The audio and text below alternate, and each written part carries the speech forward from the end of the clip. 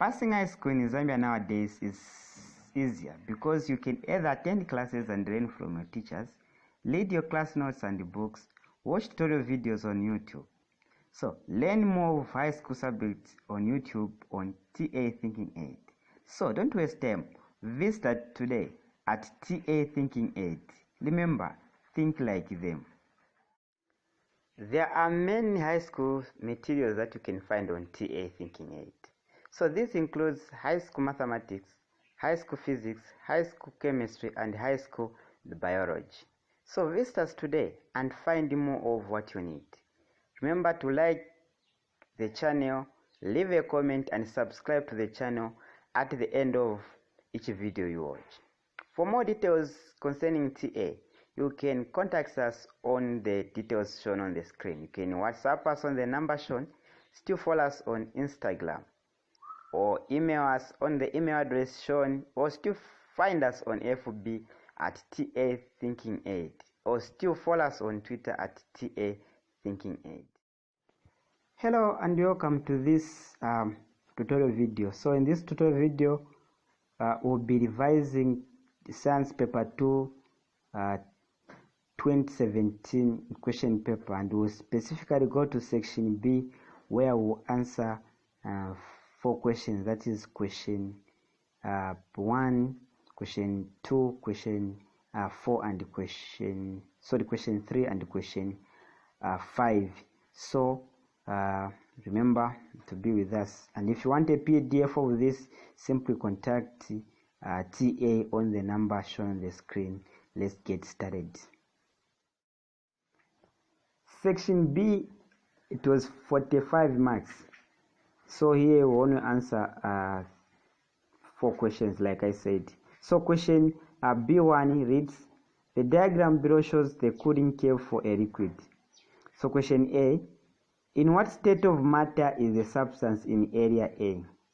Question B, what name is given to the point labeled B? Question C, in what state of matter is the substance between point B and C?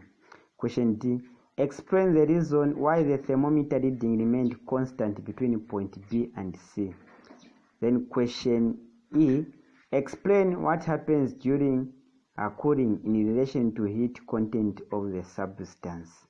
Okay, so let's discuss this question. Thank you.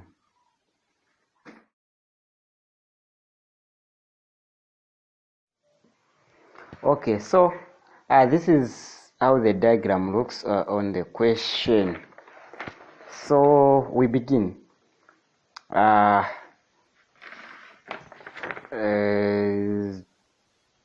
Now, from the diagram, we know that this side we have the temperature, and then this way we have a time. So this was the cooling curve for a particular liquid. So the first thing to note is a liquid. Now, before we can do this question, I want us to remind us of some of the important changes that take place. So we'll do this. So in this box, I have 3 boxes. Okay, and then these 3 boxes. So here we have a gas. Then here I have a liquid, and here I have a solid. Okay, so I have a change from liquid to a solid, and then we have a solid to liquid. Then here we have a liquid to gas. Okay, so then here we have another change from a gas to liquid. Then here from liquid to gas. Then here we have direct from gas to solid. Then here we have direct from solid to. Okay, so we know these processes. So when you are changing direct from gas to solid, we call this as sublimation, which is the same thing here. It is sublimation. You guys, we are aware of this. Then when you are changing from a solid to a liquid, okay, so solid to liquid, we call such a process as a melting. Okay, Then when you are changing from liquid to gas, we call that process as evaporation. We call it evaporation. What of when you are changing from a gas to a liquid? So when you are changing from gas to liquid, this is cooling, so it's cooling, or the used term is condensation. So we are condensing. Okay, I will avoid using yellow, it's like you can't see. Okay, so when you are changing from liquid to a solid, so this one is solidification, or the commonly used term is freezing. So these are some of the physical changes. So when a solid is changing to a liquid, it's melting, and when it's changing to the liquid is changing to a gas, we call it is evaporating. And when the opposite happens, where a gas changes to a liquid, it's cooling or a condensation. And when the liquid is changing to solid, it's solidifying or it's freezing. And when a solid is directly changing to a gas, we call it a sublimation, which is the same term when a gas returns direct to a solid without passing through a liquid state. So we know what a melting point is. It's a temperature at which a solid melts, and a boiling point is a temperature at which a liquid evaporates, which is the same. So freezing temperature is the temperature at which a liquid changes into a solid. So from our diagram, we have this graph. So for easy understanding, I would like us to demarcate this graph into areas. Okay, so let's say the starting point here when time was 0. Okay, I put 0 here. So we have this part in terms of the temperature. We have this part where we have almost like a straight line. So we have this part here. I want to demarcate it into areas. Okay, so that at least it will become easy. So I'll name this area as area A. Then this area is between B and C, so I'll name it BC. Then this area is between C and D, here DC.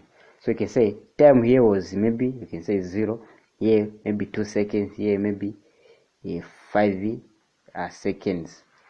That's just for the sake of us understanding. And then we can put the temperature. Maybe there the temperature was, you can say maybe it was something. I don't want to put numbers, you guys will be confused. Okay, so we have this. Now what does this mean? It means if you look at our graph, okay, so our graph here from A to B, you can see the graph was, so it was cooling. What does it mean? It means within area A, this liquid was in liquid form. So in area A, we can say it is in liquid form. Then in area B, so when it was in liquid form until it reached that point B. Now look at the way the graph is at point B. From B to C, it's almost like a straight line. So this straight line is almost like a plateau. A plateau is a high flat line. So it's like a flat graph here. So this flat graph, in which state was the substance?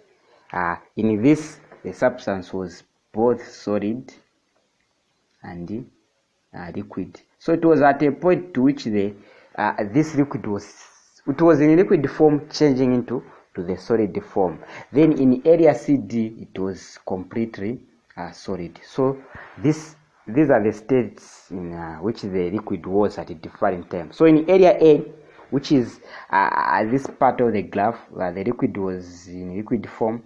B to C, within this area, it was in liquid stroke solid form, and then here from C to D, it was completely in solid form. Okay, now point B, if you look at this point is very important because this is a point at which the graph started being straight. So this point was the freezing point of this liquid. So we know that at freezing point or at melting, at whatever point we are going to talk about, whether it's freezing point or melting point or boiling point, usually there is no change in temperature. The temperature will remain constant, and that's why you realize that here, if you had a value for the temperature, the value remained the same whilst time was increasing. So the temperature remains constant at either freezing, melting, or boiling point.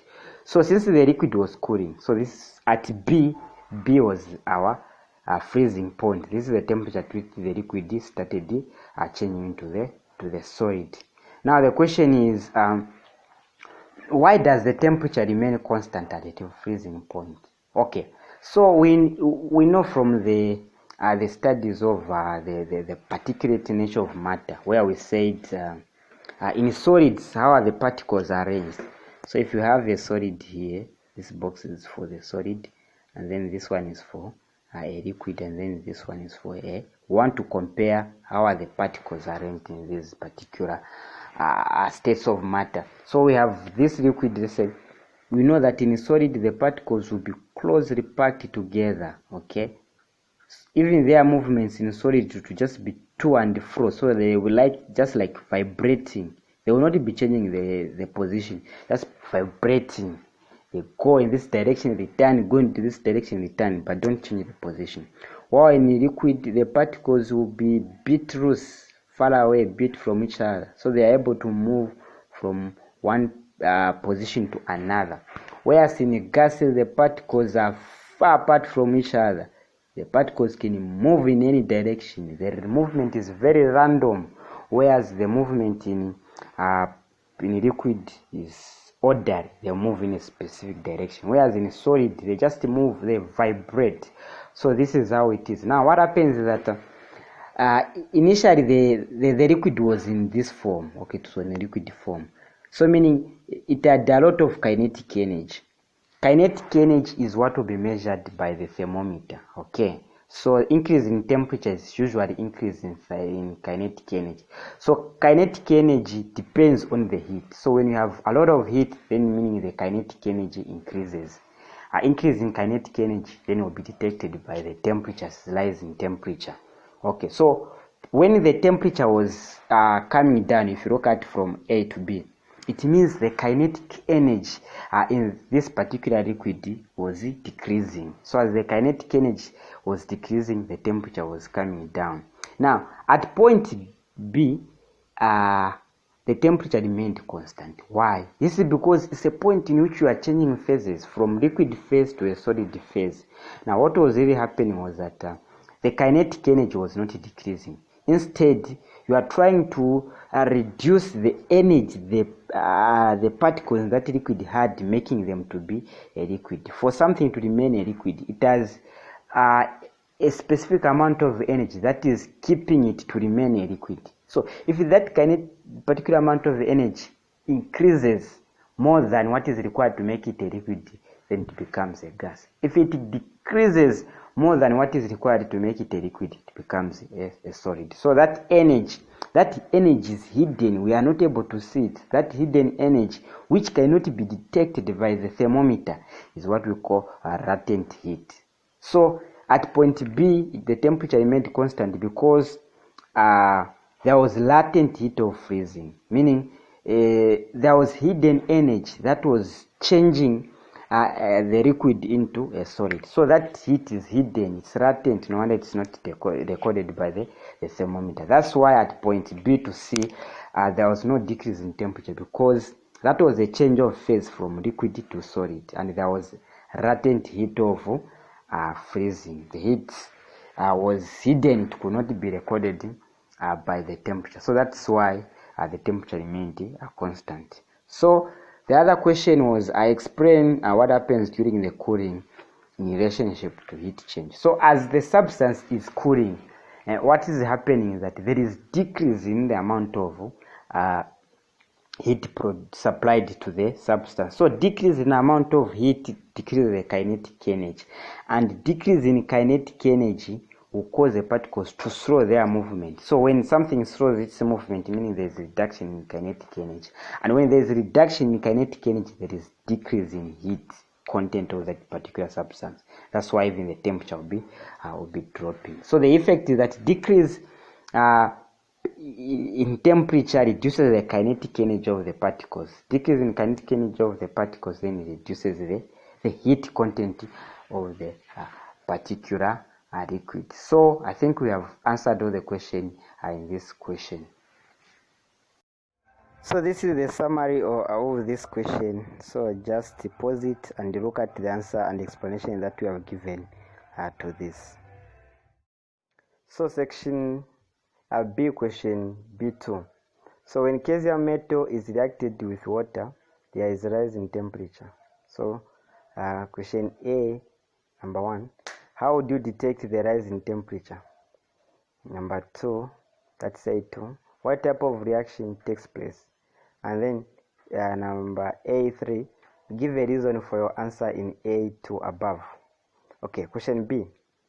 Potassium is found in the same group of the periodic table as calcium.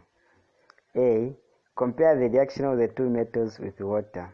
And then number B2, give a reason for your answer in B1 above. So let's discuss this. Stay tuned. Hello, welcome to question B2.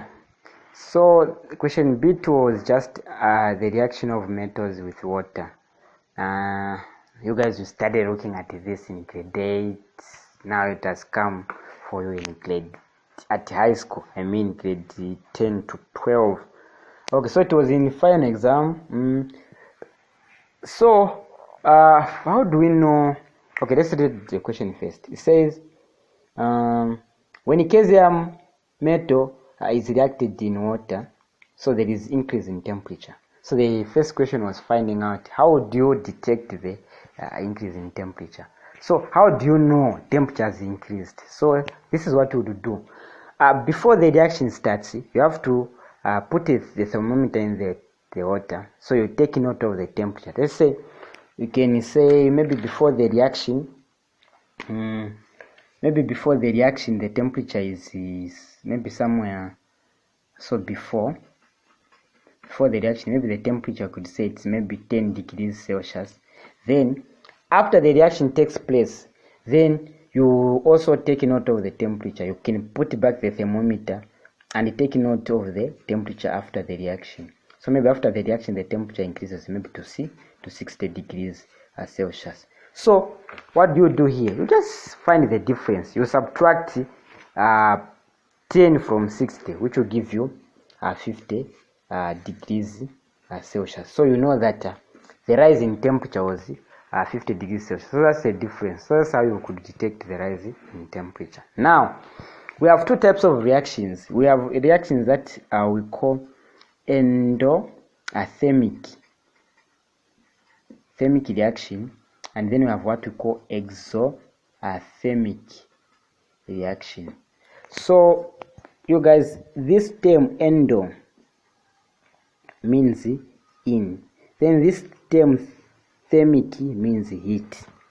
So in heat, then this term exo means outside, so out, then thermic heat. So I think it must be making sense now. Endothermic meaning it's a reaction that is taking heat in it. It's like it's getting heat from the surrounding, taking in it. Then exothermic is a reaction that is giving out heat. So if you have an endothermic reaction, let's say for instance, if you put a metal in water, so let's say the water was at 5 degrees Celsius, then you put a metal. If the reaction is endothermic, the temperature will go down, maybe to reach even negative 20 degrees Celsius, because the reaction absorbed the heat that was in the water. So such reactions are called endothermic reactions. Whereas exothermic reactions, these are the reactions where if you started with the water with the temperature of maybe 10 degrees, at the end of the reaction, the temperature would have increased to something about maybe 40 degrees. So you just find the difference, and you know that so this reaction is exothermic. So you can detect, usually you can even touch the beaker or the test tube where the reaction is taking place from. We're able to tell if the beaker becomes cooler than it was before the reaction, then you know this reaction is endothermic. And if the beaker becomes warmer than it was before the start of the reaction, then you definitely know that this reaction is endothermic. So from our question, it says calcium metal reacted with water and there was increase in temperature. So increase in temperature meaning heat was produced. So this Since heat was produced, then this type of reaction is exothermic reaction. So what would be the reason for you to suggest that is exothermic reaction? It's because there was rise in temperature. Temperature increased, meaning heat was given out. Okay. So the other question, which is still question 2, read potassium is found in the same group of the periodic table as calcium. The periodic table, you guys, there's a tutorial video for the periodic table. Make sure you understand it there. So a periodic table has 2 things. It has groups and it has columns. So those groups, those lines which run downward, okay, those are called groups. While those that run horizontally, those are called periods. So among the groups that we are going to find in the periodic table, we have 7 groups. We have 8 groups. Although the 8th group is known as group O. So in the first group, we said we find elements such as lithium, potassium, sodium, potassium, calcium, and many others. So the thing is, what places these elements there? So you can watch a tutorial video which is under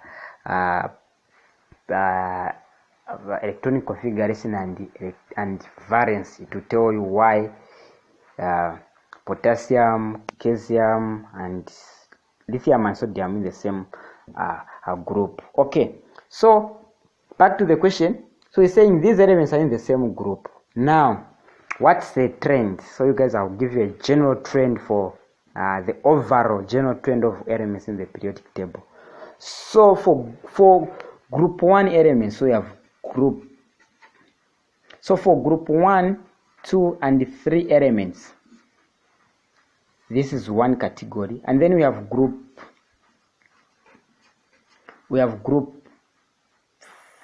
6, group 7 elements. These have one trend. So what is the trend? The trend is when you go down in the group, in group 1, 2, 3, the reactivity, okay, so the activity increases. So what's the trend? As you go down the group, in group 1, 2, 3, the reactivity increases. By reactivities, I mean the metals become more reactive as you go down the group. Okay. Whereas in the group 6, 7, as you go up, the reactivity increases. So increase in reactivity is when you go up the group. So meaning in group 6 and 7, those which are at the bottom, they are less reactive than those which are on top. Whereas in group 1, 2, 3, those which are on top are less reactive than those which are at the bottom. So that's the trend. Okay. Now this being the trend, look at potassium. Potassium is number what? You guys, potassium has atomic number of 19. Then calcium has atomic number of, if I'm not mistaken, it should be 55. Okay, yes. So which one is down in the group? Because they are in the same group. So those with less atomic number, they are up on the group. So like in this case, potassium is up the group and calcium is down the group in group 1. So members of group 1, on top we have lithium, then down we have sodium, followed by potassium. Yes, potassium. Then we have calcium. So what do you see? We realize that the reactivity increases as you go down. So lithium is less reactive than sodium, which is less reactive than potassium, which is less reactive than. So the most reactive element here, it is calcium, and the least reactive element here is lithium. Okay. So now the question was saying, compare the reaction of the two metals with water. So imagine we have a potassium plus water. Okay. So their reaction, if this reaction we call it is fast, then how about the reaction of calcium plus water? Mind you, calcium is more reactive than potassium, so this reaction should be faster. Or if the reaction of potassium